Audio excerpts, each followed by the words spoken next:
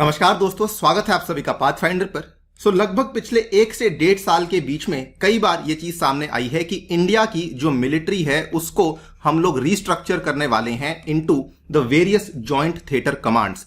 लेकिन रिसेंटली क्या हुआ है कि इस पर्टिकुलर डेवलपमेंट को लेके हमारे जो सीडीएस हैं जनरल बिपिन रावत जी, उन्होंने एक टॉक शो में बात करते हुए इस पूरे के पूरे जॉइंट थिएटर कमांड्स का जो स्ट्रक्चर है, इसका जो शेप है, उसको फाइनली रिवील कर दिया है। तो बात तो काफी लंबे टाइम से हो रही थी, लेकिन इसको लेकर क्लैरिटी हमारे सामने नहीं आई थी। But finally we have a lot of clarity regarding the shape, regarding the structure of the joint theatre commands जो कि हमारी मिलिट्री में बनने वाले हैं। आप यहां पे देख सकते हैं, बिजनेस स्टैंडर्ड की एक खबर है, CDS general Bipin Rawat reveals the shape of India's joint theatre commands. हाल ही में, आज से 2 दिन पहले इस चीज को हमने सामने देखा है। तो बात करेंगे कि एग्जैक्टली इसका जो आकार है, इसकी जो आकृति है, वो किस तरीके से होने वाली है। ऑल्सो बात करेंगे कि जॉइंट थिएटर कमांड्स आखिरकार होते क्या हैं। चलिए स्टार्ट करते हैं दोस्तों मेरे साथ। यदि आप लोग इस लेक्चर की पीडीएफ को डाउनलोड करना चाहते हैं तो यहां पर दिए गए टेलीग्राम चैनल के माध्यम से कर सकते हैं। इसके अलावा आप लोग मुझसे जुड़ सकते हैं using this particular handle on various social media channels as well as on the Unacademy app also.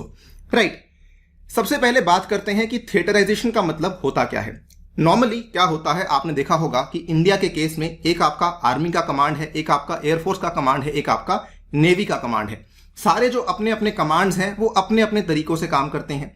लेकिन थिएटराइजेशन का मतलब ये होता है कि आप एक सिंगल थिएटर में ये सारे के सारे जो आर्मी है, जो आपकी एयरफोर्स है और जो आपकी नेवी है, इनके यूनिट्स को एक सिंगल थिएटर कमांड के अंदर जो है एकीकृत करेंगे, इनको आप इंटीग्रेट करेंगे। इसीलिए कभी कभार इनको इंटीग्रेटेड थिएटर कमांड्स भी कहा जाता है। और ये वाला जो आपका थिएटर कमांड होगा, जिसमें कि तीनों की तीनों सेनाओं में से लोगों को लिया जाएगा, इसका जो ऑपरेशनल कमांड होगा, it will be done by one officer, जिसको कि आप इन तीनों सर्विसेज में से ही चुनेंगे। यानी कि वो ऑफिसर हो सकता है कि आर्मी में से हो सकता है एयरफोर्स में से हो सकता है वो नेवी में से हो। और ये वाला जो ऑफिसर जो कि इस पर्टिकुलर कमांड को हेड करेगा, उसका जो रैंक होगा, it will be headed by the lieutenant general और द इक्विवेलेंट रैंक। और ये जो होगा, it will be the first among the equals. और उसके बाद जो आपके नीचे अलग अलग सेनाएं बनी हुई हैं, उनके जो हेड्स होंगे वो सीधा सीधा जाके इस पर्टिकुलर लेफ्टिनेंट जनरल को रिपोर्ट करेंगे। अब सवाल यह भी आता है कि जब हम पूरे के पूरी इंडिया की मिलिट्री को थिएटर कमांड्स में रिस्ट्रक्चर कर देंगे, तो जो तीनों हमारी सेनाओं के चीफ हैं, यानी कि chief of naval staff, chief of army staff, chief of air force staff, उस केस में इन लोगों का क्या होगा।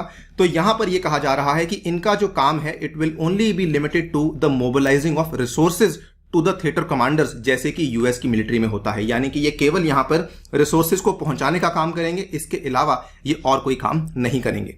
थिएटर कमांड्स को लाने के और भी कई सारे फायदे हैं। वो क्या है कि आज की डेट में मान लीजिए अगर हम देखते हैं, इंडियन आर्मी क्या करती है, जमीन पे लड़ती है, इंडियन एयरफोर्स हवा से लड़ती है, इंडियन नेवी जो है वो समुद्र से लड़ती है।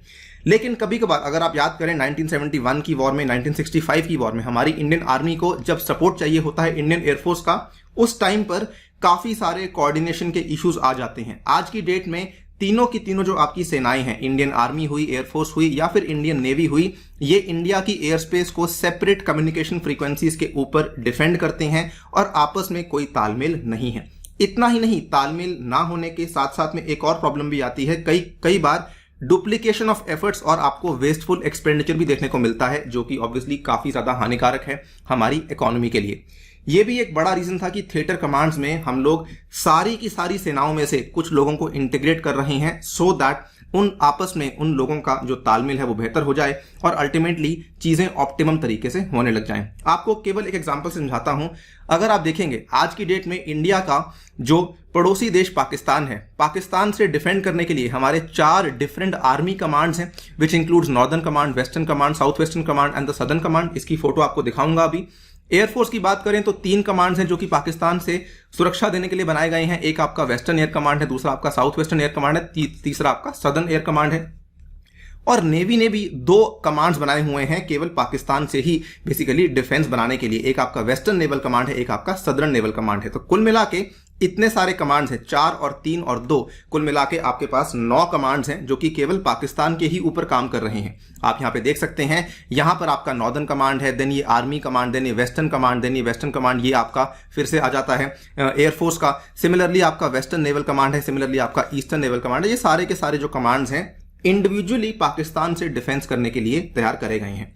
लेकिन अब जो हम बात कर रहे हैं इसकी हम बात कर रहे हैं ट्राई सर्विसेज कमांड की। ये वाला जो आपका कमांड है इसमें तीनों की तीनों सेवाएं होंगी। आप देख सकते हैं तीनों की तीनों सेवाएं किस तरीके से एक बड़ा रोल यहां पे निभाने वाली हैं, और ये इनका जो लोगो है इसमें बड़े ही शानदार तरीके से दिखाया गया है कि तीनों की तीनों सेवाएं किस तरीके से इसमें इंटीग्रेट करवाई जाएंगी।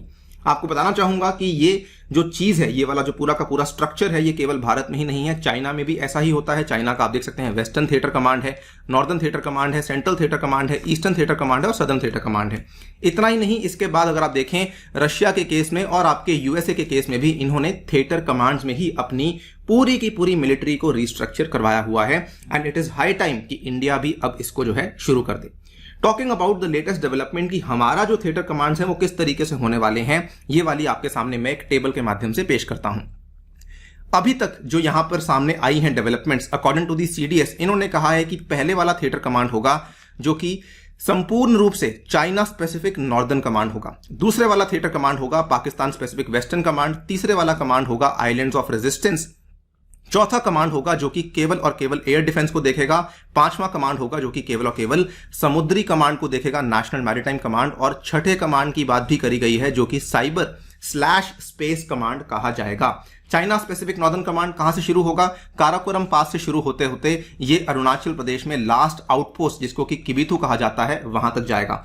पाकिस्तान स्पेसिफिक कमांड शुरू होगा Indira col on Saltoro ridge से लेकर टिप ऑफ गुजरात जहां पे आपका सर क्रीक है लगभग वहां तक। आइलैंड्स ऑफ रेजिस्टेंस बेसिकली इसलिए बनाया गया है सो दैट भारत की जो आइलैंड टेरिटरीज हैं उनकी रक्षा और सुरक्षा हम लोग कर सकें। एयर डिफेंस कमांड इसलिए बनाया गया क्योंकि आज के टाइम पर कई सारे अनमैन्ड एयरक्राफ्ट्स हैं, कई सारे मिसाइल्स हैं, रॉकेट्स हैं जो कि हमारे एयर जोन में उड़ रहे हैं, उनको हम लोग रेगुलेट करना चाहते हैं।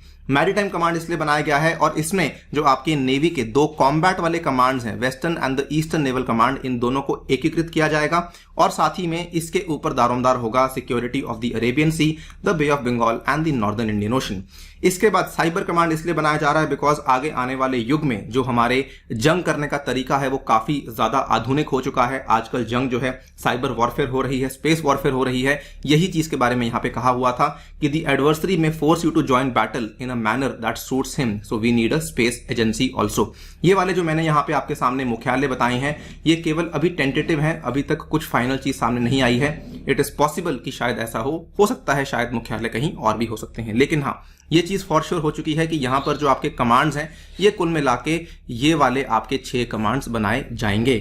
और इसके बाद अब सवाल यह आता है कि ये कब होने वाला है। देखिए आज से लगभग 2 महीने पहले की बात है, ये वाली एक आपस में इंटरनल वॉर शुरू हो गई थी between the CDS and the Indian air force. Indian air force ने कहा कि हम ये थिएटर कमांड्स वाले कॉन्सेप्ट के साथ बिल्कुल भी सहमत नहीं है, बट अगेन हम यही उम्मीद करते हैं कि ये वाला जो आपका इंटरनल टफ वॉर है ये जल्दी से खत्म हो जाए और इंडिया जो है वो बहुत जल्दी अपनी मिलिट्री को इन थिएटर कमांड्स में रिस्ट्रक्चर करवा ले, बिकॉज ये आज की डिमांड है और बाकी भी कई सारे जो देश हैं वो इसी स्ट्रक्चर को फॉलो करते आए हैं। फिलहाल के लिए दोस्तों वीडियो में इतना ही।